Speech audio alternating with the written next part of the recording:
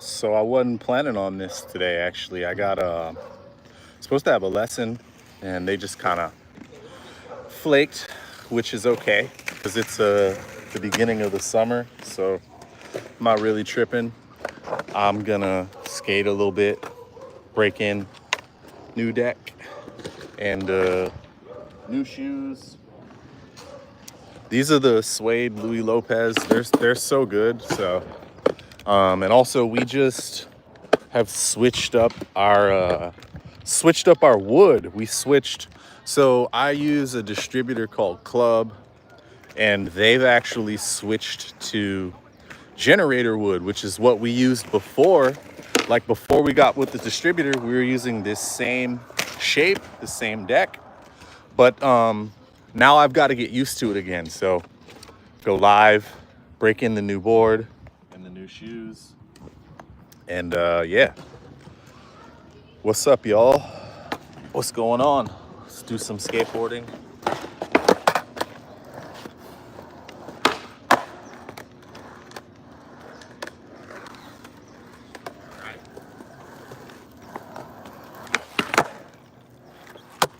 First tricks of the day. Who's out skating? What's up, y'all? Let me see. For some reason, how do I? Oh, hey, can you give me any tips on how to help with my nollies? I feel like I don't know where to distribute my weight. That's usually the first problem that people have with nollies. Is you're trying to nollie the way you would ollie. And when you ollie, especially as a beginner, like I don't ollie that way. When I ollie, I'm actually pulling my foot, which kind of a pro tip. That's how no complies work. You pull your foot back and it allows you to push your knee up against the board. Well, that's how a nollie works, right? When you're nollieing, you shouldn't be pushing straight down. You should actually have your weight a little bit behind and be bending down and pushing forward, so you're getting kind of a scoop. Let me show you a couple nollies to help out with that, Wyatt.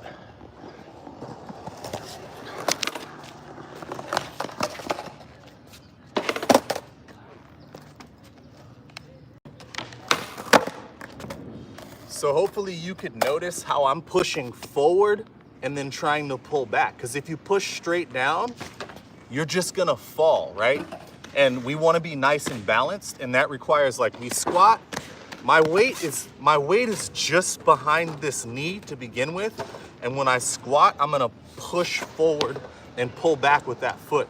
It'll allow the back foot to slide. Let me show you a couple more.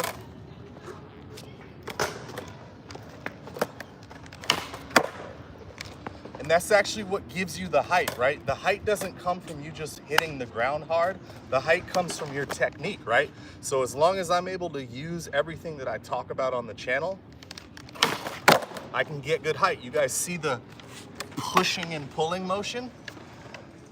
And the other interesting thing about that is it's also gonna help you skating switch. So when I warm up a little bit more, I'll do a switch flip for you guys. And learning that technique is what made my switch flips actually look decent. Because before I had a trash switch flip, it was mob. I mean, I guess everyone starts off with a trash switch flip, right? It's a very difficult trick to master, but yeah. So yeah, hopefully that helps you. Keep your weight just behind your front knee, squat down as low as you can, and then push forward, kind of in that scooping motion. I'm gonna live stream for a little bit, so if you guys need tips with anything else like that, just let me know. Got you, thank you for that. I'm gonna try today and remember what your tips. Hey, I hope they help, and if they do, you know where to find me on social media. Send me a clip so I can check it out and see what you do. I'm gonna do some flat ground tricks.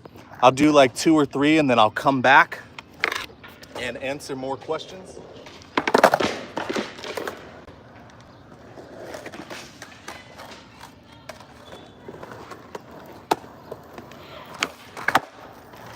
Yeah, these boards, the shape and the pop is so good. I'm so glad we switched back to generator wood.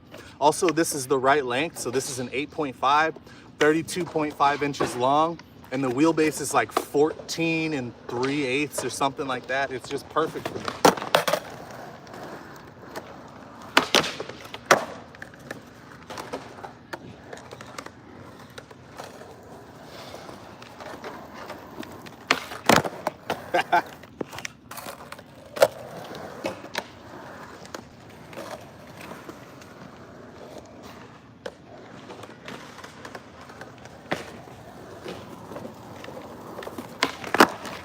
Oh, shove-its are killing me.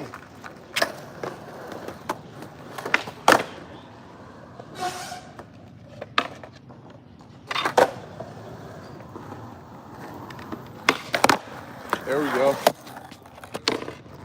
Let's see. All right, the boogie says, how do you work on getting used to the transition change of a quarter pipe for rock to fakie when you can't get to the skate park? When you can't get to the skate park, you can't really work on that. But one thing that I used to do when I was a kid is I would go to a driveway apron and I would pretend that the driveway apron, like, you know, the curb cut, I'd pretend it was a quarter pipe, and you can work on the motion. But the thing is, I'll go over to a quarter pipe right here and I'll kind of help out. Like this quarter pipe here, since it's so much longer than your typical driveway apron is gonna be. I mean, I don't know where you guys live, but in the US, in Southern California where I live, there's no driveway aprons that are shaped like this. The main thing you have to worry about is, we wanna worry about is where our weight is. So I'll do a couple rock to fakies for you. And the main thing is I never let my head go over the coping, because then when you're coming down, it pulls you to the ramp. So I'm always keeping my head back here, right? Kind of like I'm throwing some kind of side kick, right?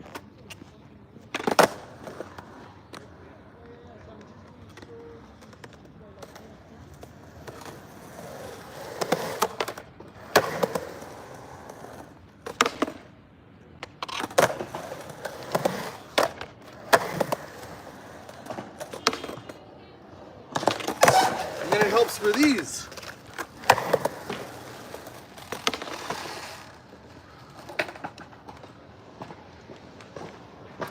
So hopefully that makes sense. The best thing that you can do is get to an actual quarter pipe. A driveway apron will help you get some of the motion. Someone says, how about do some hard flips? There's no way I'm gonna land a hard flip on an 8.5. I haven't done that once. I've only been able to land those on my 8.3 setup. Flips too slow on the bigger board, it just doesn't work for me. Someone else says, how do I nollie higher? I just talked about that. So if you're nollieing low, you're probably pushing straight down instead of using the pushing forward, scooping type of motion. I have a video on nollies, and if you go to my like trick tips section, I go through the whole thing, and that was the first thing I talked about in this live. So when I post it, there's a whole section. I did a few nollies. I showed my foot position, showed where my weight should rest. Somebody says a curb. There's no curbs in here. There's no curbs in here. But there's this little guy, so I can get a little bit of this going for you guys. A little bit of this.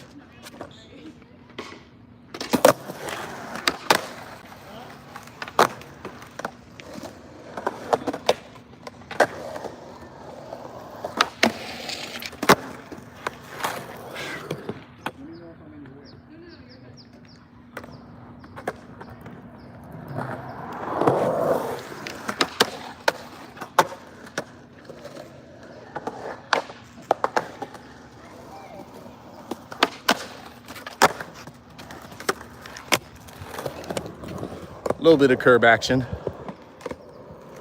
What's up, bro? You ever try snowboarding? Funny thing is, yes. Before I ever skated, I did a little bit of snowboarding. I was born in Omaha, Nebraska. When I was a kid, I would go visit. Nebraska's full of hills, especially in my neighborhood. And there was a big hill that we would sled down at McMillan. I think McMillan's a junior high. And had a cheap snowboard that I got from like a Walgreens or something like that, I think. And yeah, I would snowboard. I think 2 different winters I did that. And then, but I've never been snowboarding since I started skating. So I've been skating 27 years. It's been that long since I've snowboarded. And the thing is, like, People offer me to go snowboarding all the time, but I'm afraid of hurting myself doing that and not being able to skate. Like, especially while I was like making the majority of my money just from skating, like I didn't want to hurt myself. And then now I have a skate company. I teach a lot of skate lessons. I'm still filming video parts. If I hurt myself snowboarding, I would feel like an idiot because there's no way I'm gonna have as much fun snowboarding as I do skating because I'm not as good at it. So that'll have to wait. When I don't skate, I'll go snowboarding. But I have surfed and that's awesome. Obviously I do martial arts and that's awesome. But yeah, no snowboarding right now. Let's see. I meant like one could practice rock to fix on curb sense. Oh yeah, that's what I was talking about with the driveway apron. So the driveway apron is the technical term for a curb cut. I know that because of having to find contractors to get those built in my property management side hustle. Yeah, yo, I'm from Papillon, Omaha. Oh, that's sick. I moved to Colorado from there. Colorado and Omaha have really close ties. Like my family's musicians and I grew up going to Colorado with my dad and I never got to go with my granddad or my uncle when they were playing Colorado, but Denver, Colorado, Kansas City, those are all places that the musicians from Omaha, like I know Curly Martin, Terrace Martin's dad, he played with my family a lot. All those guys were traveling to Denver all the time. I have backside crooks on locks and kickflips. How do I connect them for a ledge? So normally I would try to show you, but these ledges are all wet because of the sprinkler. I guess I can try to show you that on the curb. So the main thing is you have to have your kickflip good enough to point. So I use an angle on my front foot. I'm gonna put the camera down more to show you what that's like. My front foot's at more of an angle, right? And when I go for the kickflip, I'm trying to point. So if this is the ledge here, I'm pointing my foot down like that. Let me show you again, and then we'll go to the curb and I'll try it. You have to get your kickflip to where you're able to aim it. So I bend and I aim into it. I actually would recommend, like if you can't do kickflip back 50-50s, kickflip back 5-0s, learn those first because you're gonna struggle with kickflip crooks. I learned how to kickflip crook from Mike Taylor when he was getting ready to kickflip crook that red hubba in his Skate-More video part in like 2004, I think is when we were in the Shorties skate park. I was getting bored some Shorties and I got Chad's key, Muska, because he wasn't going and he was like, just take mine. And we didn't have any skate parks around, so we would go there as much as possible. And he actually taught me how to kickflip crook. The whole secret to it, I'm gonna point the camera down at the curb and I'll try to show you guys like how to aim and get into that kickflip crook. But you really should have flip 50s, stuff like that.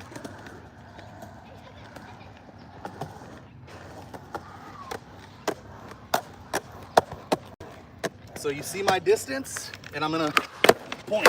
Ooh, yeah, this is a little low for me to be kickflipping on, but I'll try to aim.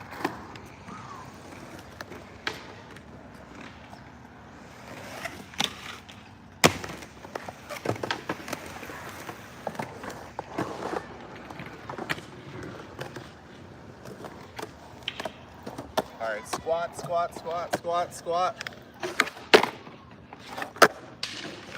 It's really all about that point, guys. Like you have to be able to point. So as I kickflip, I'm pointing my foot ahead, like I'm following through. Like when you punch pads, you punch through the pad, right? When I kickflip crook, I'm kickflipping through the nose to get into that, right? So you're not doing just a normal kind of kickflip where you're suspended over the board. You gotta flick through that board. And that's how I make those happen. How old are you? I'm 40. Didn't you watch the video part I put out when I turned 40? Yeah, I'm 40. 1985. Whew. Let's see. Do you have advice for doing tricks out of grind? Well, here's the thing about that. I would have to know exactly what you're struggling with because a lot of times when people are trying to do tricks out of grind, they're like not good enough at the grind to have enough control to flip out, or they're skipping ahead as far as a degree of difficulty. So they've never done a 50-50 kickflip out, but they want to do a 5-0 kickflip out. right? Something like that. And so I could recommend you this. The first thing that you should learn to flip out of is definitely a 50-50. I learned backside 50-50 kickflip outs first and then frontside. And then the next thing that I learned was I learned how to do back nose grind, nollie heel out, I believe it was. And it took me like 2 days or something of trying all day to land one. The main thing is you have to be comfortable on your grind. You have to be on top of your board, right? You can't be at a weird angle. And the longer you can grind, the easier it's gonna be to flip out because you're gonna have more control. If you're trying to do those short get in and flip out, you have to get better at the grind to do that so that you're comfortable when you get into the grind. Let's see if I can do a trick, a grind to flip out on this. I'll try to do a crook, nollie heel out. I probably won't land it because I ain't that warmed up, guys, but we'll see.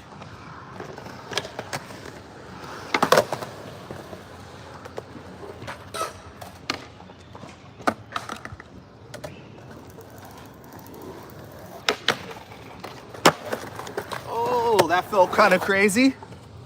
I'll give it like 3 tries to flip out though, to see if I can explain it to you guys.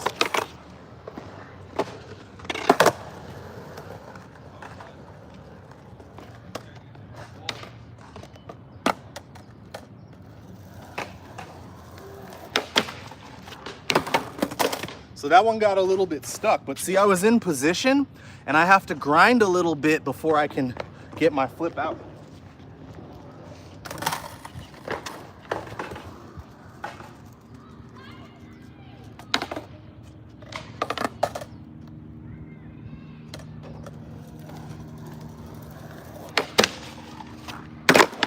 I almost landed that one. One more try.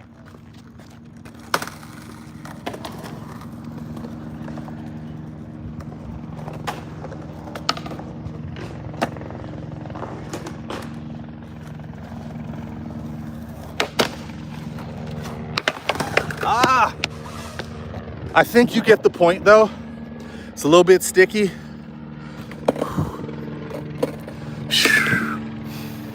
Okay, so this is a good one. Let's see. Thank you, dude. Rad story. Heard on the point. I do the kickflip front 50-50s, kickflip backside 50-50. Awesome. Dude, hell yeah, still shredding. Thank you. Sebastian Andrade. Hey, Norman, one question.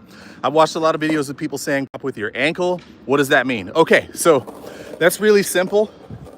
And it's just like I bring it back to boxing and striking all the time because that's the only sport where I have remotely the same experience as skateboarding, right? So, right, you're boxing, right?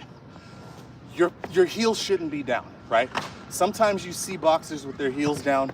That's a mistake, right? You move here, here, here, here, here, on your toes completely, right? Well, the same is true on a skateboard. If your heels are down, and I made a rookie mistakes video saying that your heels should be up, right, for your ollie. They're saying exactly the same thing that I said. So when I teach people how to ollie, I teach them off the board first, and I teach them to squat down and then push up, kind of like the trick people would do where they hide one foot and pretend to be levitating. That's your ollie motion. You bend and push up with that foot. You bend, right? Bend. Now you let your heel go down when you come down. So my heel's up, I let it come down, and then I push up with this motion. So all they're talking about is using this, right? Because that makes it so that instead of your leg being a piston, right? You're having it be a lever instead of a piston. You guys, I'm sure all of you guys have been in traffic and you see the way some people drive and you see how they accelerate too rapidly, right? Well, like me, I play drums, right? So when I started to drive, I kind of understood to anchor my heel on the ground as a fulcrum and use my heel to push down on the gas. But I've been in the car with people who have those horrible acceleration curves, and you can see they're just stomping their foot like this. And that's why they have zero control. So the same is true for your ollie, right? You want to create a lever, not a piston. What do you do for leg exercises? Okay, easy. So every day, I start my day out with this, right? Every single day. I'm here, I hold it as long as I can, wiggle around, I'll wiggle around, I'll come out to here, push it up. I do squats, I do lunges. There's an explosive squat thing.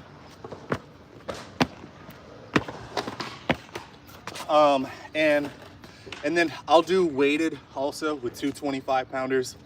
And that's pretty much all I do. Now, leg-wise, your mileage might vary, because like athletically, like I was in the marching band. I only did PE for a semester. When I did, or I'm sorry, 2 semesters, because I switched to the jazz band. It doesn't count for PE credit. When I switched to the jazz band, one of the PE assignments was track. After that semester, I was put on the track team because I was just faster than everyone else naturally. So your mileage might vary from mine as far as what you get out of your legs and what you need to do for exercises. But those are a good start, I think. Thanks for all the tips. You're awesome. Thank you guys for watching this. Now I get it. Thank you so much. You're welcome. So I'm gonna skate a little more, guys. I'm gonna get warmed up, get a little bit of skating going. Let's see. Let's skate this ledge a little bit.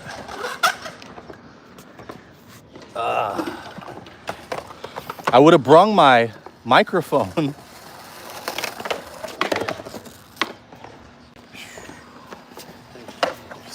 I'd have brung my microphone if I had planned on doing a live, but I was supposed to be teaching a skate lesson right now, so sorry guys.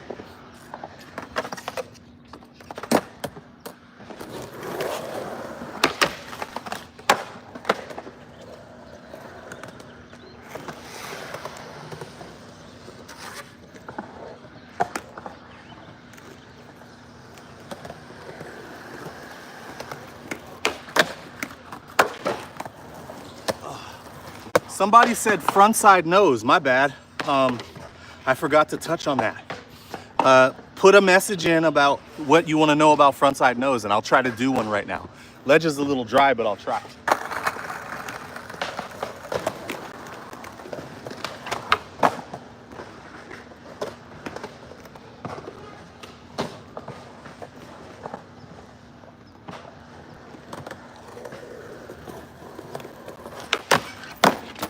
Yeah, that's super dry. Well, yeah, I know, it's kind of quick, but maybe see you always a tomorrow. pleasure. Yeah. Seeing you. Good to see you always. Ledge is a little dry. Let me see if you, did they not show up for the lesson? Yes, they did not show up, but I have spoken to them, and you know, things happen.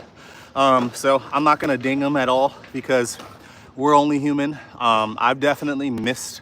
I don't do it often, but it's happened before, especially when you don't have a set schedule with the lessons. Sometimes people just forget that you made plans, especially people with kids, you know. Kids are a whole other ball game.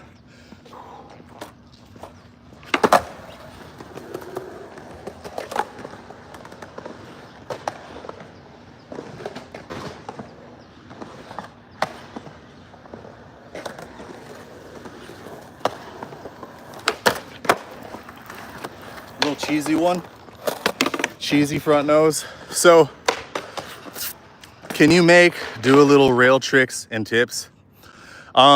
Maybe do a little rail tricks and tips. Like, what do you mean? What specifically, what do you mean? There's a lot of rail tricks, and this ain't the park for rails. We got a flat bar, which I hate because I'm not a small person, and flat bars are for small people. And then there's a really crappy bump to bar that I don't skate ever. If you want basics on this flat bar, I'll give you a couple of those. I mean, the main tip for learning how to skate rails is to be confident enough to go, jump on, hold, and jump off, right? So I've talked about that in my videos before. That's how I got better at rails. You gotta work up the confidence to just jump on, sit, balance, balance, balance, balance. and come off. There's no substitute for that. There is absolutely zero substitute. You gotta be confident. You gotta spend some time doing it. You know, I learned rails by skating street handrails. The first rails that I really skated were handrails in the street, like crappy 4 stairs with 1 push ride ups, and you just had to thug it out. But if you have like skate parks, best thing you can do, go to a, just start off with a parking block, dude. Like I talked about in one of my videos about going slow up to the parking block, and what I just did on the rail, you just do that. Because thing is, once you start speeding up, it's kind of easier, to be honest. Like,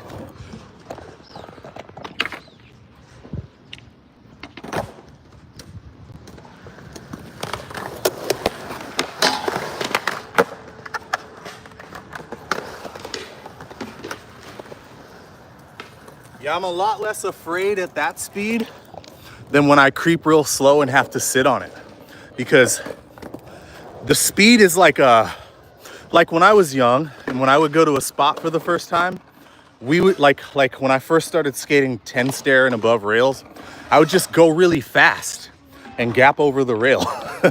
But if you notice the way that the reason everyone's so good at handrails today is because they're good at creeping up to it and relying on balance instead of relying on just jumping up there and dinking. I have a super skinny round rail. Can I learn 50/50s on that? Absolutely. Absolutely. So your rail, you're really only on. So I heel lock my front side 50/50s. So that means I get on like this and pinch my weight. So there's really a knife edge that's on there. I cross lock my backside 50. So that means I get on and it's like this. It's up against my heel edge wheel for the tail. It's up against my nose edge wheel for the nose, my toe edge wheel for the nose. And if you're able to master getting onto those and controlling how much you pop, it's really not that bad. I would still say go to the parking block first. Learn them on the parking block, because the parking block, it emulates a rail pretty accurately as far as how you have to balance. And that's literally what I did. And that's what I did with crooked grinds and a lot of other things too. It's just, yeah. The rail thing, they really aren't as scary as you think, to be honest. It's just it's the visual. A lot of skateboarding is mental. And we see something, and the visual that we get gives us an impression, and we allow that impression to run wild in our head and affect our confidence level, and that's what stops us. I've been learning that with tricks like the backtail backside flip that I learned. I've never done one of those. I thought I had, and I realized I'd only done backtail kickflip to forward. And the real problem, I thought that it was just this elusive thing. Problem is, like, I'm doing tall guy skating. I'm getting onto the backtail, and I'm standing straight up where I need to crouch into it. It's kind of like tall guy defense. If you do martial arts and you're tall, you're gonna have the impulse to put your arms out and lean away, kind of like Israel Adesanya and dudes like that. I've heard people say that Israel Adesanya, as good as he was, he had no defense because he's taller than everyone that he's fighting usually, and he can back away, things like that. And that's not really good defense. It's the same thing with my back tails. I was using the tall guy thing, standing up. And on a handrail where I'm not gonna slide that much, I can use standing up to pull myself out. Can't really do that when I'm trying to flip out. And if you notice with like my front tails, I'll squat down. I'm getting crooked grinds decent on ledges, but I'm scared to do it on a rail to commit to one. So here, I'll show you. So do what I said on the parking block, and then I'll show you what my progression on the rail was for crooked grinds. I'm gonna try to get it from behind because that's where it'll look the best. Can you see the rail? Okay, you can. So when I started crooked grinding rails, like I'm just getting onto the end like this. And that's kind of how you have to start. You're not going to be able to start by putting your weight into it. But as I got more comfortable, I would go a little faster and put a little bit of weight on like this.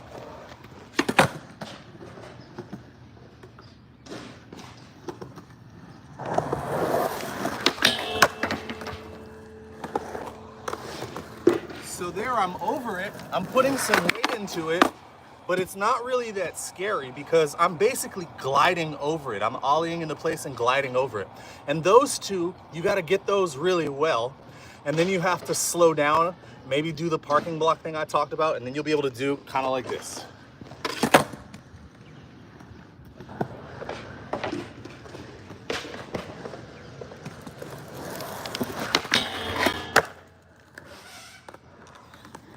So you got 3 different stages of it to work through. But the first one is really just a dink. And anyone can do it. You don't have to be afraid. Just go fast enough and learn the timing. And that's also how I crooked grinded my first handrails, right? Because they were so short. 4, 5, 6 stair rails, you don't have to actually be over it. Once you get to like a 7 stair rail, that's when you have to worry about being over it. And I actually did a 7 stair rail nollie before I ever did an actual crook on it, because I was kind of scared to do basic tricks on rails. Like, since we didn't have skate parks really, we would learn to just kind of go fast and gap out to stuff. And that's how I learned my tricks for a long time. Parking block seems like an awesome trick to get the ankle strength. Yes, yes. Switch heel flip tip, please. Let me, I need to try to think about how a switch heel flip's different from a regular heel flip. Honestly, guys, switch heels have always been the easier for me once I learned them. The regular heels are where I struggle. But the one thing that I will say is my back foot on the switch heel is in here in the pocket, right? Whereas my back foot on the regular one is over here, right? So let me try to show you and have it on screen. So here's the regular one. You see how I have the alternating pressure? And then here's the switch one. That was a terrible heel flip. First one I've done today. And then here's the switch one where I've got it in the pocket, but my toes are in the center of the tail. And yeah, my switch heel is still better than my regular heel flip, which is funny. Because I used to switch heel into things, and now I only really regular heel in things. It's just how skating works. You jump all over the place. Nollie heel is the same as switch heel, except for where you place your weight. And on the nollie heel, I'm drastically pushing my front foot forward. I'll do one for you guys.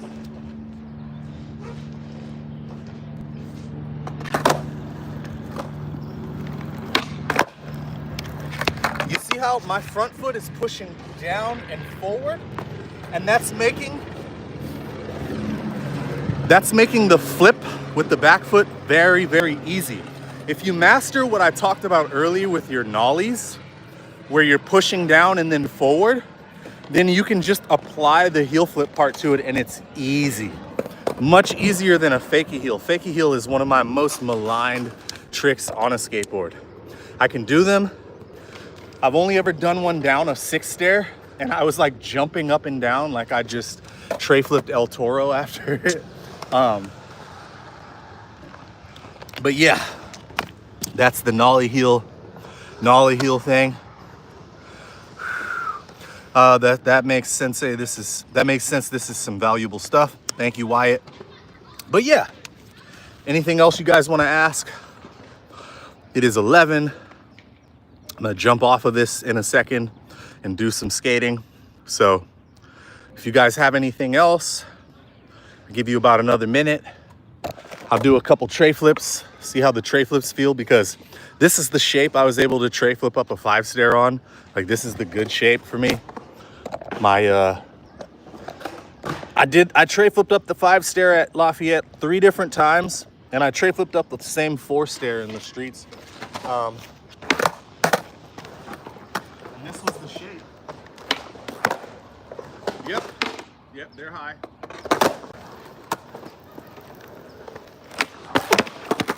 Yes, something about this shape allows me to fling that tray flip really high. I haven't been able to do that in a long time. That's crazy.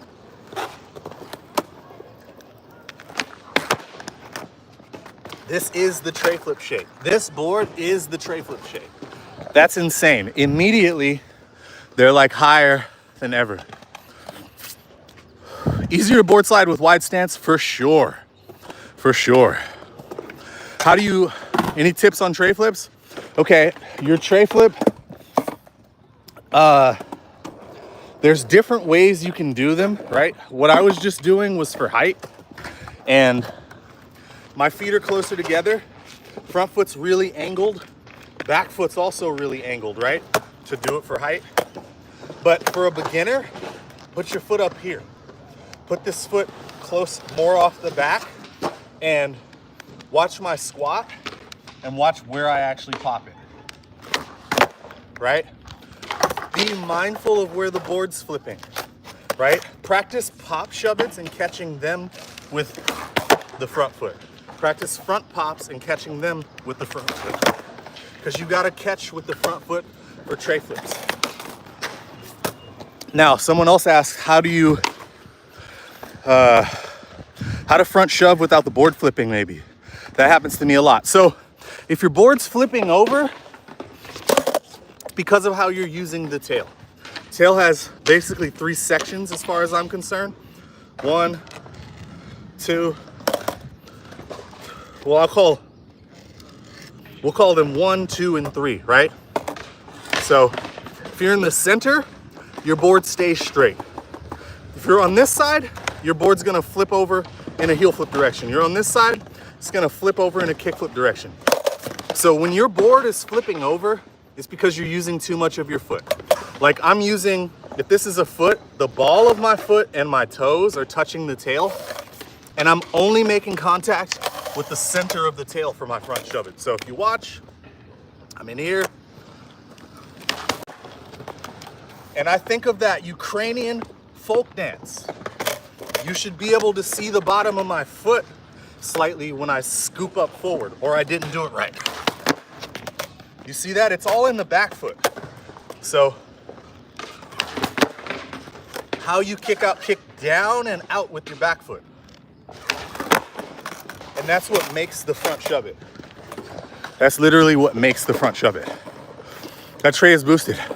I could take some credit for it, but the deck is also the perfect shape.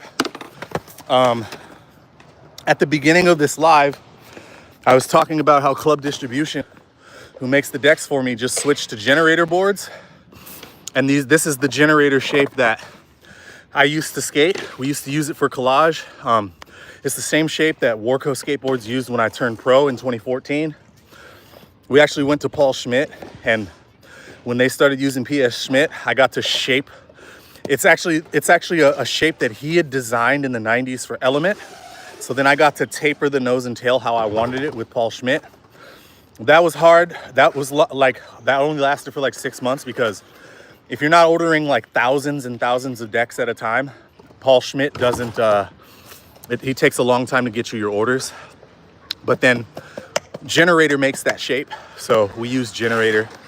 Eventually I used them with Collage. And then when I put Collage with the distributor Club, they have their own board, which is a similar shape, but slightly different.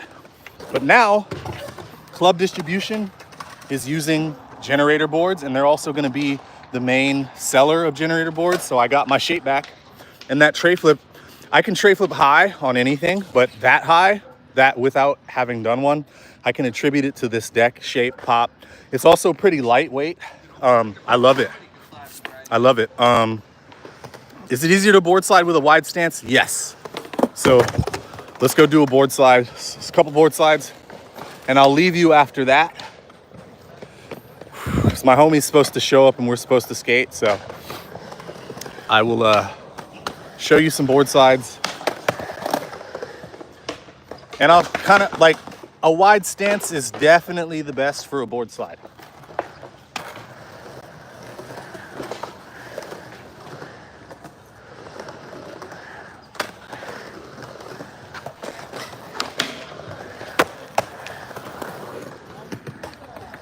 See, I'm sitting like I'm on a bicycle, right?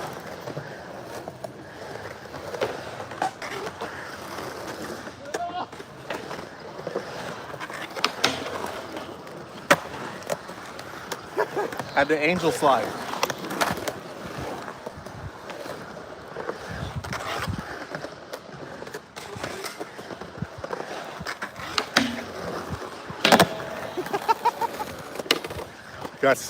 Got stuck on that last one, but you kind of get the point. Kind of sit into it. What is the shape exactly? I think when you order our decks, if it says full shaped on the site, which it's club distribution site, www.collagesskateboards.com, the full shape will mean this shape, I believe. So, all right, guys. Good amount of you guys watched this one today. I was wondering because I haven't done a live in a pretty long time, and I'll do more of these if you guys want. Thank you guys for watching, and hopefully you guys get out and skate. Peace.